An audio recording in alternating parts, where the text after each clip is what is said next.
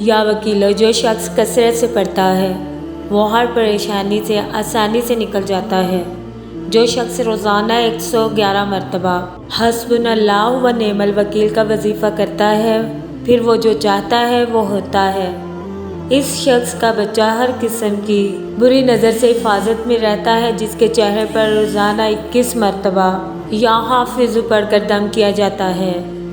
جو شخص نماز کے پابندی کے ساتھ صرف ایک مرتبہ محبت سے لوح قرآنی کو دیکھتا ہے، اس کی تمام مشکلات ختم ہوتی ہیں اور روزے میں بے پناہ برکت ہوتی ہے۔ جو بھی شخص 11 روز تک نماز کے پابندی کے ساتھ رات میں سونے سے پہلے ایک بوتل پانی کے اوپر اول میں 3 مرتبہ درود شریف، آخر میں 3 مرتبہ درود شریف اور 1 مرتبہ سورہ مزمل پڑھ کر پانی پر دم کرتا ہے اور وہ پانی تمام بچوں کو پلاتا ہے اور سوتے وقت اپنے گھر کے 4 کونوں پر اس پانی کا چھڑکاؤ کرتا ہے، اس عمل، اس وظیفے کی برکت سے الحمدللہ گھر کے تمام پریشانیاں ختم ہو جاتی ہیں اور تمام بچوں کے اندر محبت پیدا ہوتی ہے۔ یہ وظیفہ صرف 11 روز کریں، انشاءاللہ آپ کو کامیابی ملے گی۔ اگر آپ کا بھی کوئی اور سوال ہے تو کمنٹس میں ضرور کریں۔